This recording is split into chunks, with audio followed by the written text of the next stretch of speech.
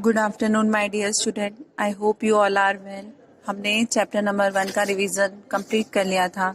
आज हम chapter number 2 resources of India, Bharat के संसाधन लाइक एग्रीकल्चर क्रॉप्स, कृषि फसलें, खनिज, मिनरल्स एंड पावर रिसोर्सेज, शक्ति के साधन आज हम देखेंगे। Presently, the term agriculture is used in a broad sense. It is not only included cultivation, but also forest, fisheries, animal rearing and drawing in it. वर्तमान युग में कृषि शब्द व्यापक अर्थ में प्रयुक्त होने लगा है। इसमें केवल खेती बाड़ी ही नहीं किंतु वन, मछली पालन, पशुपालन, दुग्ध उत्पादन को भी सम्मिलित किया जाता है। India is an agriculture country. Bharat एक कृषि प्रधान देश है। India is an geographical diversities in India create favorable climate condition for the production of a different type of crops. Bharat एक विशाल देश है। यहाँ विभिन्न प्रकार की भौगोलिक दशाएं पाई जाती हैं जो भिन्न भिन्न कृषि उपजों की पैदावार हेतु अनुकूलन दर्शाएं निर्मित करती है। Only 11% of the total area of the world is cultivated. पूरे वर्ल्ड में लगभग 11% भाग ही कृषि की मतलब खेती करने योग्य है। सौभाग्यवश भारत में 51% जो क्षेत्रफल है वह कृषि वहाँ पे खेती की जाती है। इंडिया में 51% जगह पर खेती की जाती है। Only one crops is grown in a many countries of the world, but India 2 or 3 crops are grown in some areas. संसार में अधिकांश देशों में केवल एक ही फसल पैदा की जाती है, लेकिन भारत में कहीं कहीं 2 व 3 फसलें उगाई जाती हैं। भारत के क्षेत्रफल में जितने भाग को सिंचित करना संभव है वह चीन के कुल कृषि योग्य क्षेत्रफल के लगभग बराबर है। देश की श्रम शक्ति का 58.2% भाग कृषि क्षेत्र से आजीविका प्राप्त करता है। 58.2% laborers of India dependent on agriculture for their livelihood. 66% of agriculture land is used for growing food crops and 34% of commercial crop। अर्थात कि जो 34% भाग है व्यापारिक फसलों के उत्पादन हेतु प्रयोग किया जाता है। कुछ शुद्ध राष्ट्रीय उत्पाद में कृषि का हिस्सा 56.1% है। अब role of agriculture in Indian economy, भारतीय अर्थव्यवस्था में कृषि का क्या योगदान है। अर्थात कि आपका ये क्वेश्चन आपके आ सकता है एग्जाम में कि what is the role of agriculture in Indian economy. अर्थात जो भारतीय अर्थव्यवस्था है, इकोनॉमी है, उसमें जो एग्रीकल्चर डिपार्टमेंट है उसका क्या सहयोग है। Agriculture is our primary occupation. जो कृषि हमारा प्राथमिक व्यवसाय है। It included both cultivation of crops and animal rearing. Contribution of importance or agriculture can be seen in India economy as follow. भारतीय कृषि से संसार की लगभग 17% जनसंख्या का पोषण हो रहा है। कृषि हमारी 2.3 जनसंख्या की भरण पोषण करती है। जो 17% population of the world survive on Indian agriculture, कि भारतीय कृषि से जो पूरे वर्ल्ड की 17% जनसंख्या है उससे उनका पालन पोषण होता है। Second is 2/3 labour power of the country is engaged in Indian agriculture. भारतीय कृषि में देश की लगभग 2/3 श्रम शक्ति लगी हुई है। इसकी द्वारा अप्रत्यक्ष रूप से भी अनेक लोगों को रोजगार कृषि द्वारा ही मिलता है। लोग या दो तस्करकारी में लगे हैं या गांवों में कृषि उत्पादकों पर आधारित छोटे मोटे धंधों में लगे रहते हैं। कृषि में बड़ी संख्या में लोगों को रोजगार देने की संभावनाएं छुपी रहती है। Agriculture give raw material for clothing. Cloth is made from cotton, jute, silk, wool and wood pulp. Leather industry is also based on agriculture. It is the basic of all industry using agriculture product as a raw material. देश में वस्त्रों की जरूरत को पूरा करने के लिए कच्चे माल भी कृषि से ही मिलते हैं। कपास, जूट, रेशम, ऊन एवं लकड़ी की से ही वस्त्रों का निर्माण होता है। चमड़ा उद्योग भी कृषि क्षेत्र पर ही आधारित है। कृषि उत्पादकों को कच्चे माल के रूप में उपयोग करने वाले उद्योगों का आधार भी यही है। वस्त्र उद्योग, जूट उद्योग, खाद्य उद्योग, चीनी एवं तंबाकू उद्योग सभी कृषि उत्पादकों पर आधारित है। कृषि उत्पादकों पर आधारित आय में कृषि का योगदान लगभग 34% है। Indian agriculture is sustaining in increasing population. Agriculture products give carbohydrate, proteins, fat, and vitamins from food products. Mahatma Gandhi has said about the production and supply of food, life depends on agriculture. Where agriculture is not beneficial, life itself could not be beneficial here. जो महात्मा गांधी हैं देश के महात्मा गांधी जी, उन्होंने कहा था कि जीवन कृषि पर निर्भर करता है। जहाँ कृषि लाभदायक नहीं है, वहाँ स्वयं जीवन भी लाभदायक नहीं हो सकता। अर्थात महात्मा गांधी जी द्वारा कहा एक कथन था, जिन्होंने एग्रीकल्चर को लेके इतनी बड़ी बात कही थी। आप ये डेफिनेशन, उनका नाम मेंशन करके अपने एग्जाम में लिख सकते हैं कि जीवन कृषि पर ही निर्भर करता है। जहाँ कृषि लाभदायक नहीं है, वहाँ स्वयं जीवन भी लाभदायक नहीं हो सकता। अर्थात Mahatma Gandhi said that life depends on agriculture. Where agriculture is not beneficial, life itself could not be beneficial here.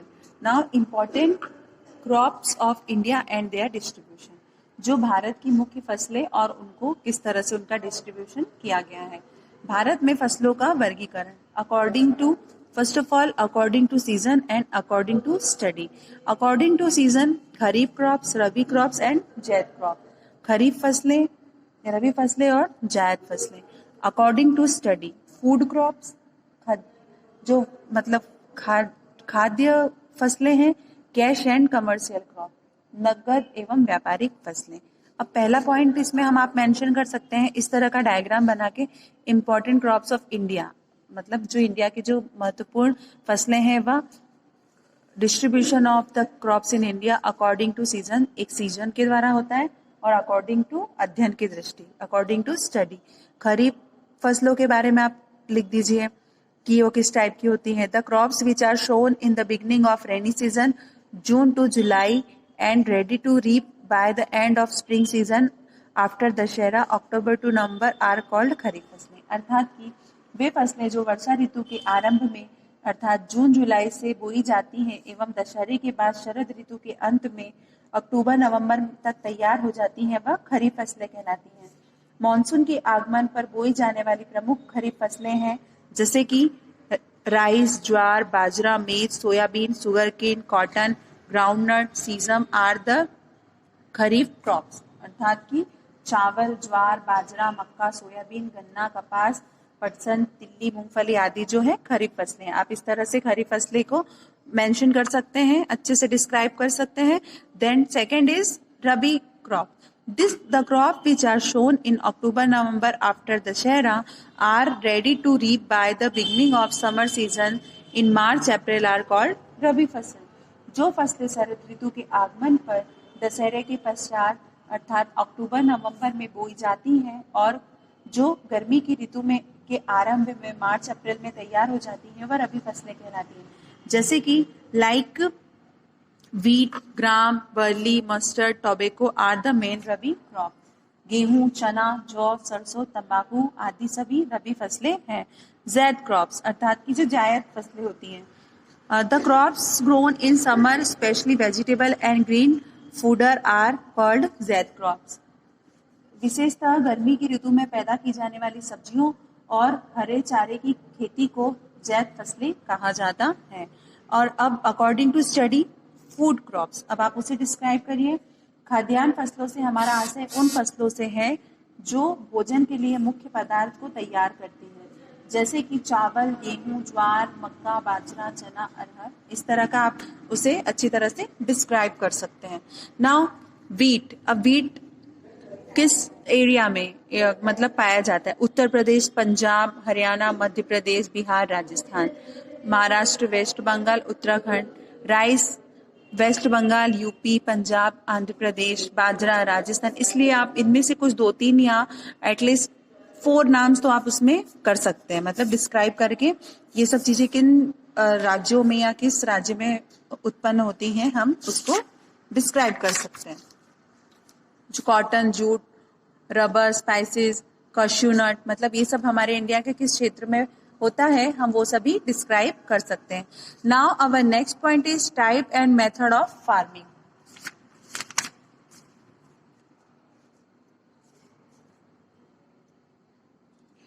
खेती के प्रकार। Ancient India agriculture or traditional agriculture was basically a mean of livelihood.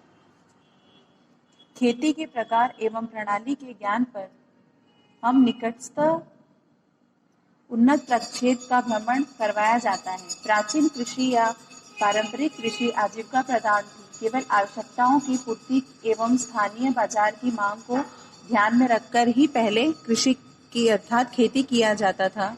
अब हम देखेंगे कि types and method of farming, जो कि मतलब जो खेती करने के कौन कौन से तरीके हैं। क्रॉप, बीट, सुजाता एंड शरबती, मतलब ये जो है उनके ये सब प्रोडक्ट हैं कि किस टाइप के हैं। टाइप्स ऑफ फार्मिंग, ये आपके एग्जाम में क्वेश्चन आ सकते हैं कि जो भारत में जो खेती है वो किस प्रकार से की जाती है। जनरल खेती, सामान्य खेती, विशिष्ट खेती, स्पेसिफिक खेती, ड्राई, शुष्क एंड मिक्स्ड फार्मिंग, अर्थात की मिश्रित खेती।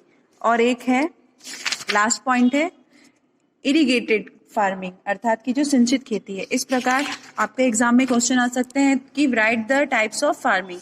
तो आप पहले उसे क्लासिफाई करिए। The classification of farming on any holding on the basic of production of crops, traditional and farming. उसके बाद आपने the types of following are general farming, specific farming, dry farming. इस तरह उसके जो 5 जो उसके अलग अलग भाग हैं, आप टाइप्स हैं उसे मतलब आप मेंशन करके अपना आंसर लिख सकते हैं। नेक्स्ट पॉइंट आता है सिस्टम ऑफ फार्मिंग, अर्थात की जो खेती की अलग अलग प्रणालियां हैं। The system of farming can be classified on the basic of the method of agriculture applied and the ownership on land, अर्थात की खेती की प्रणालियों का वर्गीकरण हम कृषि की विधियों एवं भूमि के स्वामित्व के आधार पर भी कर सकते हैं। खेती का वर्गीकरण आर्थिक एवं सामाजिक क्रियाकलापों के आधार पर किए जाने को खेती की अलग अलग प्रणालियां कहते हैं। जैसे कि इंडिविजुअल फार्मिंग, अर्थात की जो व्यक्तिगत खेती होती है। In this type of farming the farmer is the owner of the land, he enjoys the right to work on it and it in field he perform all activities in his own way. जो व्यक्तिगत खेती होती है इसमें अपनी भूमि पर भी उसका स्वामित्व एवं कार्य का अधिकार होता है। फार्म या पर क्रियाकलाप किसान अपने तरीके से करता है। कृषि संबंधी सभी प्रकार के निर्णय वह स्वयं ही ले सकता है। सेकेंड है कलेक्टिव फार्मिंग, अर्थात की जो सामूहिक खेती होती है। In this system of farming, land, livestock and other resources of the all member are kept under the society. सामूहिक खेती में सभी सदस्यों को जमीन, पशुधन एवं संसाधन सोसाइटी के अधीन कर दी जाती है। सोसाइटी के सभी सदस्य एक प्रबंध कमेटी के निर्देशानुसार अपने जो फार्म है उस पर वर्क करते हैं। थर्ड आता है कोऑपरेटिव फार्मिंग, अर्थात की जो सहकारी खेती होती है।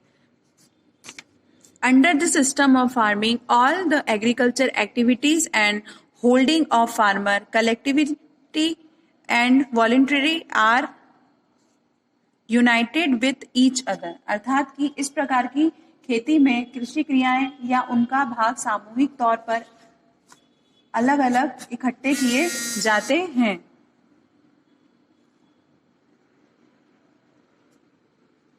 सभी किसान अपनी भूमि, श्रम, पूंजी को इकट्ठा कर एक इकाई बनाकर सामूहिक रूप से खेती करते हैं। इसमें सभी कार्य चुनी हुई कमेटी के निर्देशानुसार किया जाता है। उसके बाद आता है गवर्नमेंट फार्मिंग, जो सरकारी खेती होती है। In this system the government officer manage all the activities of farm. सरकारी खेती में फार्म का सारा काम प्रबंधन सरकारी अधिकारियों द्वारा किया जाता है तथा फार्म पर कार्य साप्ताहिक और मासिक मजदूरों के आधार पर भी दिया जाता है। इसमें भूमि एवं पूंजी सरकार द्वारा दी जाती है। और आता है कैपिटलिस्टिक फार्मिंग, अर्थात की पूंजीवादी खेती। इस प्रकार की खेती में भूमि के स्वामी अर्थात जो भूमि का मालिक है उसके द्वारा पूंजी लगाकर खेती करवाई जाती है।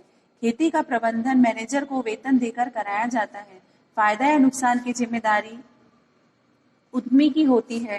कई उद्योग मालिक जैसे गन्ना उद्योग भूमि खरीद कर उस पर गन्ने की खेती करवा सकते हैं।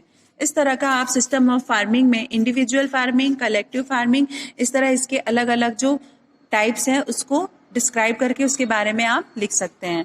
अब हम अपना अगला पॉइंट देखते हैं, role of government agencies in agriculture development, अर्थात कि जो कृषि विकास हेतु सरकारी प्रयास। अब एग्रीकल्चर हमारी कंट्री में इतना इंपॉर्टेंट है तो उसके लिए हमारी गवर्नमेंट क्या करती है। In 1966 to 1967 a new era was started due to the technological change by green revolution for the improvement in agriculture in India.